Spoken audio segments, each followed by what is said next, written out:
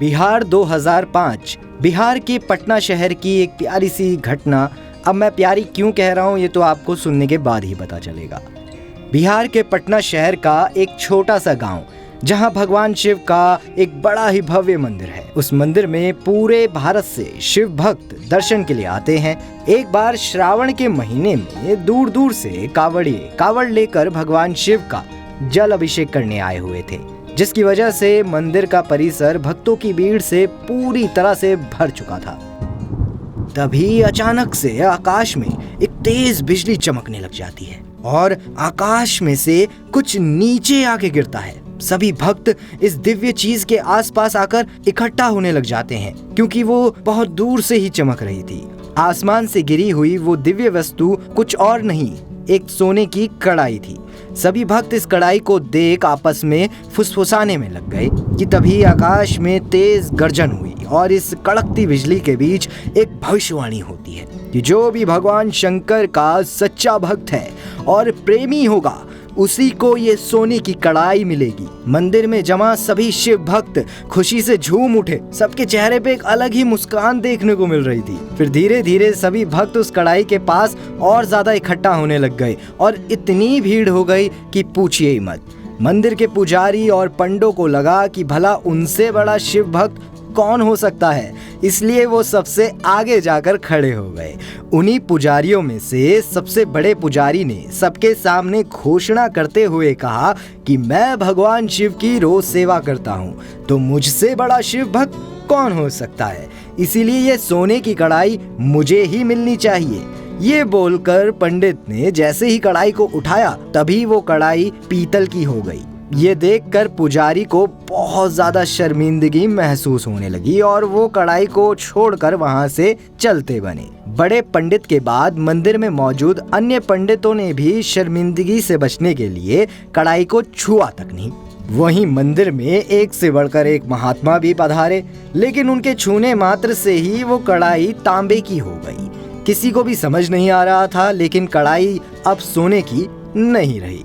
तब मंदिर में खड़े सभी भक्तों में ये चर्चा होने लगी कि लगता है कि यहाँ पर कोई भी भगवान शिव का सच्चा भक्त नहीं है। उसी समय मंदिर में मोहन नाम का एक गरीब किसान आया। वो अक्सर महीने में एक दिन का समय निकालकर भगवान शिव के दर्शन करने जरूर आया करता था। वो अपनी गरीबी और गृहस्थी के बोझ तले दबे दिन रात खेतों में मेहनत मजदूरी करके किसी तरह 2 वक्त की रोटी का जुगाड़ भी कर लिया करता था। मोहन जब मंदिर में पहुंचा तो उसने भी कड़ाई वाला किस्सा सुना और हंसते हुए ये बोला कि भला आज के समय में सच्चा भक्त कौन होगा, सब यहाँ अपनी जरूरतों के लिए आते हैं। ये बोलकर मोहन मंदिर के अंदर चला गया। अंदर जाते ही उसने महादेव की पूजा अर्चना की और फिर वह मंदिर की परिक्रमा करने लगा। तभी पीछे से उसे एक आवाज सुनाई देती है, अरे भाई, तुम भी एक बार कड़ाई को उठाकर देख लो, हो सकता है कि तुम ही वो सच्चे भक्त हो जिसके लिए ये कड़ाई आसमान से नीचे गिरी है। इतना सुनते ही मोहन जोर जोर से हंसने लगा और हंसते हुए बोला कि अरे भाई, मैं तो महीने में सिर्फ एक ही बार मंदिर आता हूँ और सुबह उठकर बस महादेव का नाम लेता हूँ और कोई पूजा पाठ भी नहीं करता मैं। तभी मंदिर में मौजूद और लोगों के बहुत ज्यादा आग्रह करने पर आखिर उस भोले भाले मोहन ने जाकर उस कड़ाई को उठा ही लिया। जैसे ही उसने कड़ाई हाथ में उठाई तो वहां पर खड़े लोग सभी दंग रह गए। उनके आश्चर्य का कोई ठिकाना नहीं रहा। वो कड़ाई वापस सोने की हो गई थी। ये देख सब लोगों में खुशियों की लहर दौड़ गई।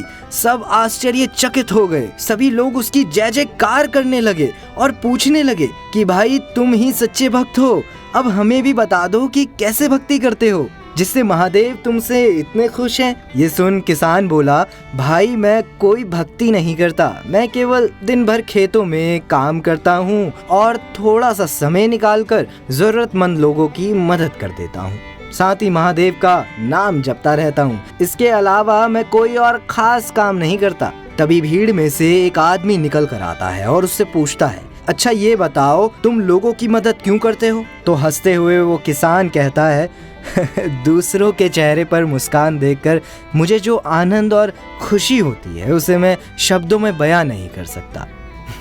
शायद यही कारण है कि महादेव मुझसे खुश हैं। इसी तरह मोहन ने ये सिद्ध कर दिया कि भगवान की भक्ति के लिए मन और दिल साफ होना चाहिए। हर हर महादेव।